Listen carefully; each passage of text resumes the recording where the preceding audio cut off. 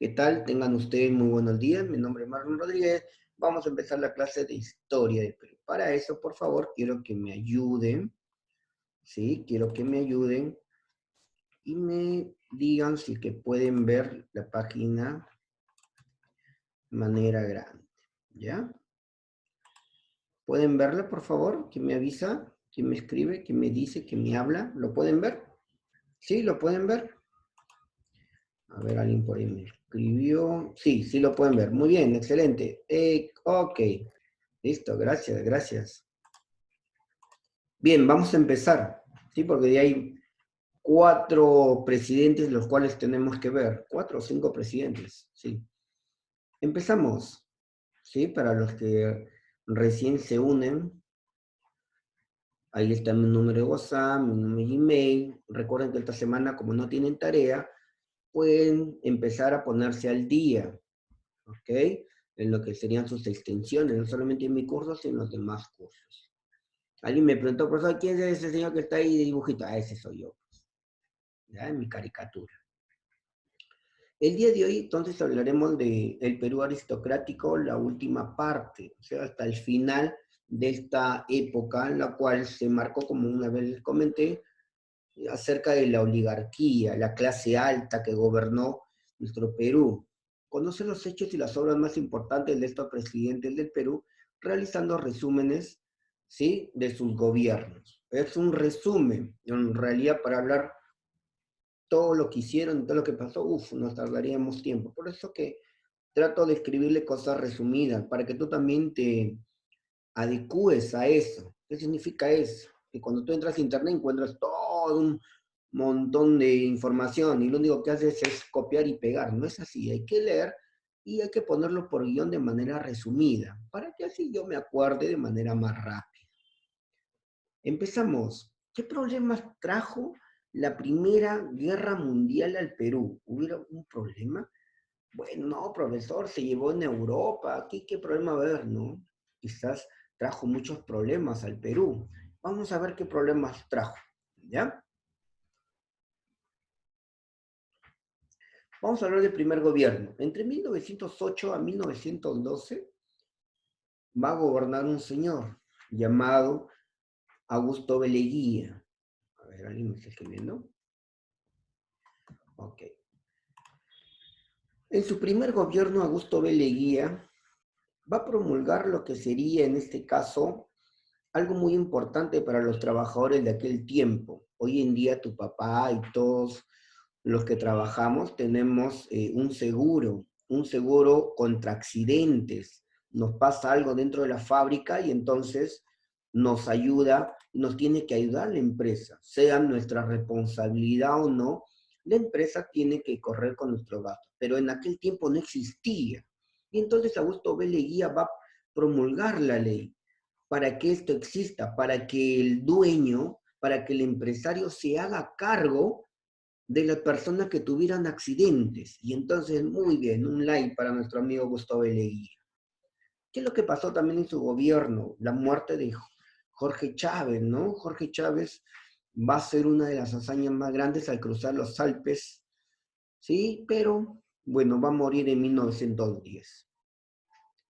En 1911, en su periodo de gobierno, va a aparecer algo muy interesante. Machu Picchu se va a dar a conocer al mundo. No, profesores, que hay varios me han dicho que ya conocían Machu Picchu. Es cierto, pero ¿quién lo da a conocer al mundo? ¿Quién lo investiga? ¿Quién lo limpia?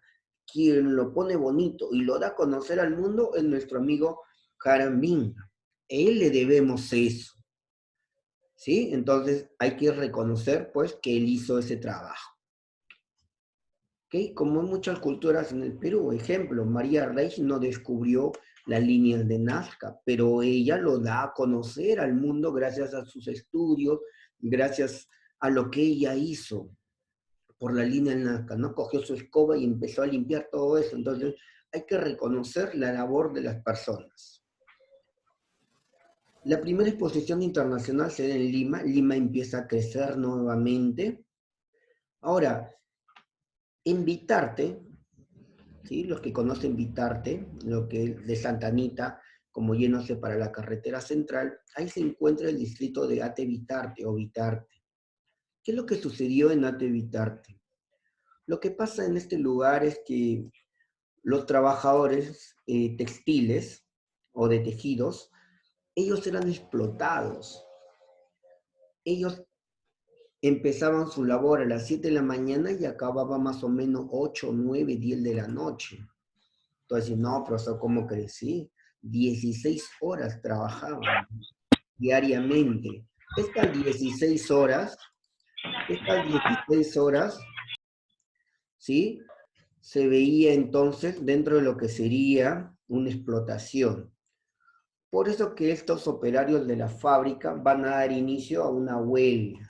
Ellos van a iniciar muchas huelgas, las cuales se buscaba que solamente se trabajaran 8 horas. 8 horas, ¿por qué, profesor? 8 horas para trabajar, 8 horas para descansar y 8 horas para tener el ocio. Eso lo tenemos el día de hoy. El 26 de mayo de 1911 se va a formar entonces los sindicatos, ¿sí? Trabajadores del tejido de Bitarte. Ahora, cada uno de ellos van a crear entonces una fuerza para lo que sería la huelga de motoristas, conductores de tranvía eléctrico. Y en 1902 nuevamente vuelve a aparecer esto de las huelgas. ¿Sí? Las huelgas entonces va a ser algo frecuente en estos años. ¿Por qué razón? Se buscaba que entonces las horas de trabajo disminuyeran. Ya en 1912, en La Libertad, en Casa Grande, se va a producir una huelga de empleados. ¿Por qué? ¿Qué es lo que sucedía? Lo que pasaba era lo siguiente, y las empresas empezaron a traer mano de obra alemana, y por tal razón, ¿sí? Por tal razón se buscaba que ellos de una y otra forma, pues, se trabajara conjuntamente. ¿Ok? Dejemos de hacer eso, por favor. ¿Sí? Muy bien. Ahora, dentro de cada uno de estas formas, se busca entonces el apoyo indígena. Por eso que ya en 1909 va a aparecer un apoyo para lo que sería, en este caso, la Asociación Pro Indígena en defensa de los que estaban siendo explotados en aquel tiempo. Esto pasó en el primer gobierno de Augusto B. Leguía, entonces, en medio de muchas huelgas y todo lo demás. Entonces se podrá, se podrá ver entonces su gobierno. Luego pasaremos a un segundo gobierno. Vamos al gobierno de Guillermo Billinghurst, que gobernó, ¿sí? 2 años. ¿Por qué gobernó 2 años? Porque es un presidente que va a estar para apaciguar las cosas nada más. ¿Qué pasó en su gobierno? ¿Por qué es importante el gobierno de Guillermo Billinghurst? En el gobierno de él se va a dar en 1912 algo muy curioso, ¿sí? El Callao va a surgir la Unión General de Jornaleros. ¿Y por qué es importante esto? Porque ellos van a poder conseguir un año después, en 1913, por fin las 8 horas de trabajo, pero solamente para los del puerto del Callao. Y uno dirá, no, sí, pues ellos nada más, sí, pero eso fue el indicio, eso fue, sí, el inicio que después se daría ya a nivel nacional. Entonces ellos pudieron lograrlo, ¿ok? Entonces hay un reglamento, el Estado va a poner un reglamento en ese mismo año. ¿Qué significaba ese reglamento? Como recuerden, había muchas huelgas y todo lo demás. El reglamento indicaba que solamente habían que ir 3 personas a hacer el reclamo. Entonces, en una hoja de reclamos, yo podía colocar ahí todo el pedido de todos los trabajadores. Este pedido solamente lo llevarían 3 representantes y ya no todas las personas. ¿Sí? Eso se buscó para evitar pues, que la huelga crecieran y se crease desmanes y zozobra en los lugares donde se desarrollara. Pero en Puno, por estas causas de la huelga, hubo muchas matanzas, ¿no? Problemas en Chucuito y Azángaro, en Puno. Y entonces el gobierno de Guillermo Billinghurst terminó así. Ahora pasaremos a un tercer gobierno, el primer gobierno del coronel Benavides. Ahora sí, la cosa ya va a empeorar. ¿Por qué va a empeorar, profesor? La cosa va a empeorar porque en este gobierno va a suceder algo a nivel mundial. ¿Qué es lo que va a pasar a nivel mundial en el gobierno de Benavides? ¿Sí? Entre 1914 y 1915, recordemos que fue un gobierno provisional. ¿Por qué provisional? Porque en este caso, como lo sacaron a Guillermo Billinghurst, entonces, como en estos momentos el presidente Vizcarra es un gobierno provisional, durará desde el 2018 hasta el 2021 y de ahí tiene que salir. Por eso que es provisional. Este señor Oscar Benavides también gobernó de manera provisional hasta que se dieran las nuevas elecciones. ¿Qué es lo que pasó? ¿Cuál fue el primer problema al cual enfrentó este gobierno? El problema de la Brea y Pariño. ¿De qué trata, profesor? A ver, en Talara, en Piura, había una zona donde había pertenecido a muchas personas, pero un día lo termina por comprar, en este caso, sí, una empresa, la Pacific Petroleum, lo compra esta zona. ¿Por qué? Porque había mucho petróleo. Lo compra y todo por el estilo, pero el Estado le dice, hey, ¿cuántos terrenos tienes? Y entonces, esta empresa británica, esta empresa inglesa le dice, tengo 10 nada más, 10 propiedades. Ah, ya, mira, sacando la cuenta, el impuesto es 300 monedas de oro anual. Ah, ya, chévere. Y entonces durante años solamente pagaba 300 monedas al año. Pero un día, este presidente dijo, qué raro, pero si es un gran lugar, ¿por qué tiene solamente 10? Así que fueron a hacer las investigaciones y, oh sorpresa, no habían 10, habían 41.614 propiedades. Entonces nos estaban robando. En lugar de pagar 300 soles, debían de pagar 1.248.420 monedas de oro. Y todo eso nos habían estado robando. Entonces empieza la pelea, el conflicto. Me vas a pagar por los años, sí, me estuviste mintiendo, desde cuándo creció esto. Y entonces fue el problema de Brea y Pariñas. Eso fue el problema. Luego pasaría algo muy triste a nivel mundial. Aparece la guerra, la Primera Guerra Mundial. Y con la Primera Guerra Mundial el Perú se vio afectado. ¿Qué pasó en el Perú? Recordemos que una de las monedas principales era la moneda de oro, ¿sí? La moneda de oro, entre comillas de oro, pero así se llamaba, de oro, en el Perú. Esta moneda de oro empezó a bajar y a desaparecer. ¿Por qué razón? Ya no se podía acuñar más moneda, ya no se podía crear más moneda. Faltaba material. Y entonces esta Primera Guerra Mundial va a crear un montón de cosas como cuáles. Uno, ya no había exportación. La exportación bajó. Y tampoco había importación. Ya no había de dónde comprar. Y entonces las personas se llenaron de miedo.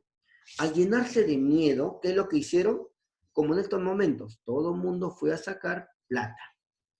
Y entonces se fueron a los bancos y empezaron a hacer, no, dame mis ahorros, no, me tienes que dar mis ahorros. Y entonces toda la gente empezó a sacar las monedas de oro que había, entre comillas, vuelvo a decir, así se llamaba nuestra moneda, moneda de oro, ¿sí? Y entonces empezó a sacar esta moneda. Y los bancos empezaron a no tener nada. Entonces el presidente dijo, tengo que hacer algo. Y es así como va a crear el primer cheque,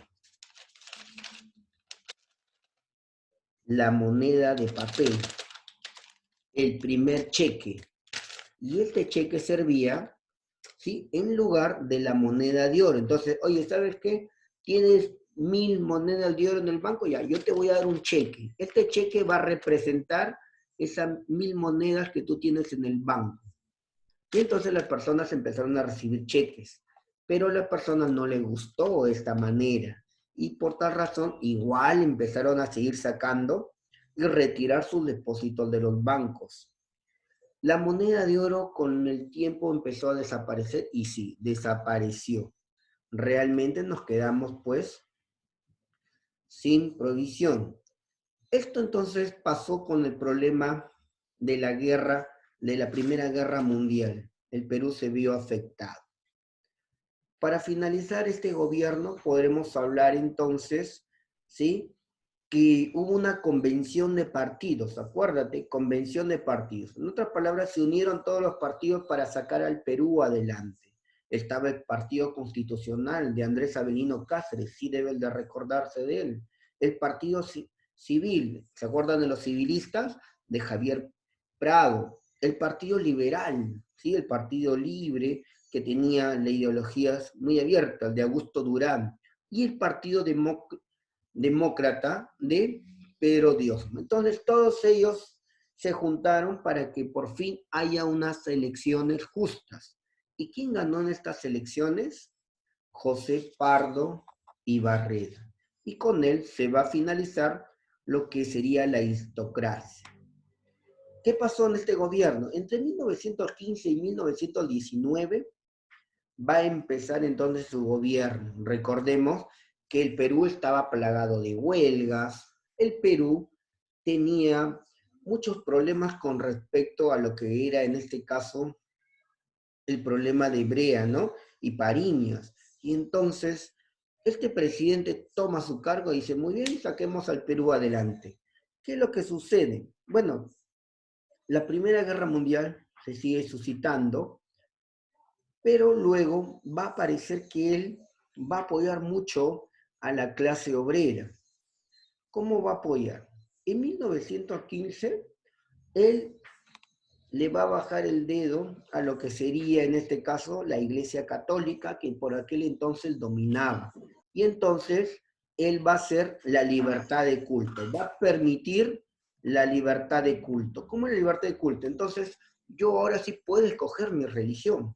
Ahora yo sí puedo escoger, ¿sí?, a dónde querer ir. Por tanto, que en 1915 se declara entonces la libertad para cada uno de ellos. Dentro de lo que sería las huelgas, se va a conocer a Teodomiro Gutiérrez Cueva, o también llamado Rumimaki, el cual se va a levantar, ¿sí?, en contra de lo que sería el gobierno. Ahora, este gobierno, ¿sí?, allá en Punos, entonces el presidente va a enviar a sus soldados y lo van a capturar en 1916, declarándolo, ¿sí?, un rebelde y declarándolo una traición como traición a la patria. Y entonces lo van a ejecutar. ¿Sí? Muy bien. Ahí terminaría entonces esa rebeldía. Ahora, recuerden que lo que es respecto al trabajo, la cosa iba mejorando poco a poco. Y en 1916 se reglamenta por fin lo que sería el pago de indígenas, ¿sí? Los indígenas eran llevados a los trabajos, pero no se les pagaba nada. Y entonces se va a reglamentar el trabajo pagado para ellos. Dentro de lo que sería el aumento del valor de los productos nacionales, podemos hablar de lo que sería en este caso, ¿sí?, fuertemente el que el algodón, el petróleo y el cobre empezó a subir su costo, ¿sí? Porque, vuelvo a repetirle, la necesidad apremiaba. Vuelven a haber más huelguistas como los de la Biblioteca Nacional, telegrafistas, motoristas, conductores de tranvías eléctricos. Hubieron un problemón a nivel nacional en Talara y en Piura mataron gente. Y todo esto sucedió en 1917. La cosa estaba muy brava. Así que, ya, el 26 de diciembre de 1918, una nueva ley a favor de la gente obrera, la cual va a permitir pues que las personas sean pagadas los días domingos, las fechas cívicas también, y cuando haya elecciones también. Entonces se crea una ley a favor de ellos. Quien no quería trabajar un domingo, bueno, no va. Y tampoco era obligatorio ir en este caso en fiestas cívicas y en elecciones. Entonces todo fue a favor también para la clase obrera. Pero algo que va a marcar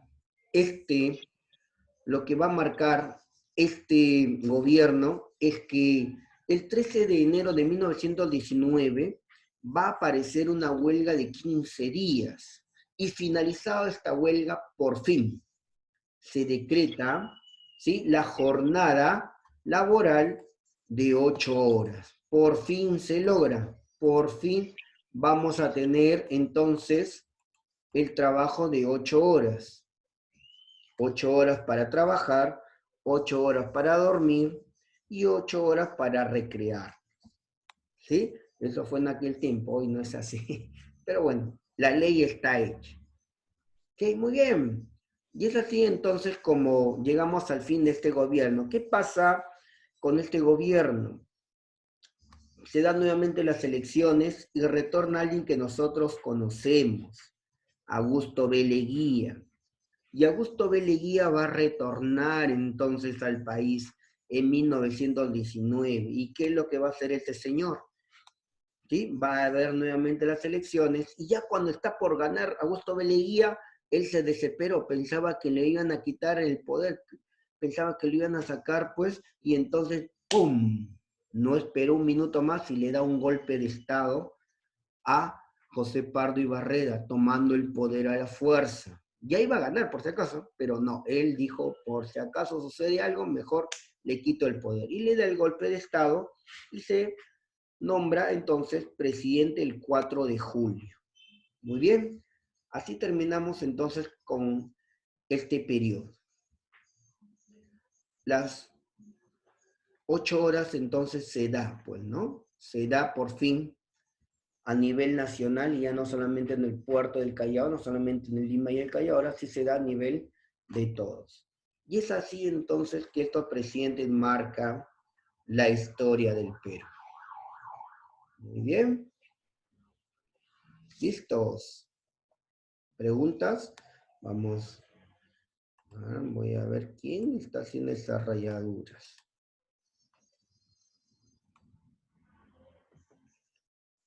Muy bien. ¿Preguntas, consultas? ¿Preguntas, consultas? ¿Todo claro? ¿Pueden abrirse micrófonos? ¿Todo claro? ¿Sí? Con estos 4 gobiernos que hemos estudiado el día de hoy. ¿Sí? El cheque, ¿no? El cheque Sí, peruano. profesor, Sí, todo claro. profe, sí, todo claro. Chévere, ¿cuándo apareció el cheque peruano? ¿En qué gobierno aparece el cheque Sí, peruano? más claro que yo todavía. En el segundo gobierno. Ya, pero ¿qué gobierno? ¿Cómo se llama ese gobierno? El de... ¿Qué gobierno aparece el cheque peruano? Eso tienen que conocer por historia. ¿Dónde y cuándo, en qué gobierno aparece el cheque peruano? ¿Qué gobierno? Del coronel Óscar Benavides. Muy bien, excelente, muy bien. El coronel Óscar Benavides. Ahí aparece el cheque peruano. Y el cheque peruano aparece por culpa de la Primera Guerra Mundial. La moneda ya no había. Por tal razón, ¿sí? Un segundo. Por tal razón, entonces debía de crearse una moneda de papel. La gente empezó a sacar como loco su plata del banco. Bueno, tienen toda la razón. Tenían toda la razón. ¿Sí? Escaseaba todo. Y, bueno, fue una buena acción. Pero nadie le hizo caso al cheque. Es la primera vez que veían un cheque, ¿no? Entonces tuvieron mucho miedo. ¿Sí? Tuvieron mucho miedo. Bueno, como cualquiera, ¿no? ¿Listos? ¿En qué gobierno se da las 8 horas, las 8 horas de trabajo? ¿En qué gobierno se da las 8 horas de trabajo? A nivel nacional, a nivel nacional. ¿En qué gobierno? Guillermo Billy de Guillermo. No, de Guillermo Billingur no fue. José Pardo y Barrera. Muy bien, José Pardo y Barrera se dan las 8 horas ¿sí? A nivel ya nacional, a nivel nacional. ¿Sí? ¿En qué gobierno aparece lo que es, ¿sí? El descubrimiento de Machu Picchu? Uy. ¿Qué gobierno fue? De Augusto de Leguía. Ah, muy bien, sí, muy bien. Excelente, muy bien. ¿Quién fue el último presidente aristocrático? ¿Quién fue el último presidente aristocrático? Guillermo, profe. ¿No? El último presidente aristocrático. El último que hemos visto, pues. El último que hemos visto. José Pardo y Barrera. José de Pardo y Barrera. Muy bien, fue el último. No me José hagan... Pardo y Barrera. Muy bien, la respuesta tiene que ser concisa. A pesar que yo me equivoco, yo tengo que ser conciso. Si me equivoco, bueno, pero sé que mi respuesta no puede ser dudando, ¿ya? Pero tiene que ser firme. ¿En qué gobierno murió Jorge Chávez por tratar de cruzar los Alpes? ¿Qué gobierno fue? De Augusto de Leguía. Augusto B. Leguía, muy bien, excelente, muy bien. Sí, excelente. ¿En qué gobierno, a ver, en qué gobierno, ya, a ver, escuché, surge lo que sería las 8 horas de jornada para los del Callao, las del puerto del Callao? José Pardo y Arriaga. Guillermo Bilingüe. Billinghus, muy bien, Guillermo Billinghus, sí, Guillermo Billinghus, excelente, muy bien. A ver, miren, hemos tenido varios presidentes muy importantes. Billinghus, muy bien. ¿En qué gobierno estalla la Primera Guerra Mundial? ¿En qué gobierno estalla la Primera Guerra Mundial? Oscar En el gobierno de primera? Benavides. Oscar Benavides. En el gobierno de Benavides. Oscar Benavides. Oscar R. Benavides. La Primera Guerra Mundial, muy bien, Del coronel Oscar Benavides. el coronel Oscar. Muy bien. Coronavirus. Hablando en serio, profesor, en qué año se da la Primera Guerra Mundial? A ver, ¿quién me contesta? Ah, por 2 puntos. ¿En qué año se da la Primera Guerra Mundial? A googlear. Pero ustedes ya lo tienen ya. Ya lo tienen, Mira, hermano. ¿Dónde tiene- está el internet? Ustedes ya lo tienen. Solamente que no se han dado cuenta. Pero, En 1914. muy bien, Ashley. En 1914, vuelvo a repetirle, en el gobierno de Oscar Benavides se da la Primera Guerra Mundial. ¿Cuándo empezó a gobernar Oscar Benavides? En 1914. Ay, culpable. ¿Sí? ¿Y cuántos años duró? ¿Sabe alguien ese dato? 4 años. 4 años. Entonces estamos hablando 4 años, hasta 1918. muy bien, en 1918 hasta ahí se da la Primera Guerra Mundial, ¿no? Vencedores, Estados Unidos, Unión Soviética. Ya, muy bien. Y en la Segunda Guerra Mundial también vuelven a ganar, ¿no? Oye, eso lo veremos en Historia Universal un día. Listo, voy a cortar para volver a entrar al otro enlace. ¿Está bien? ¿Sí? Ya, profe. Listo, muy bien. Nos vemos. Ya, profe.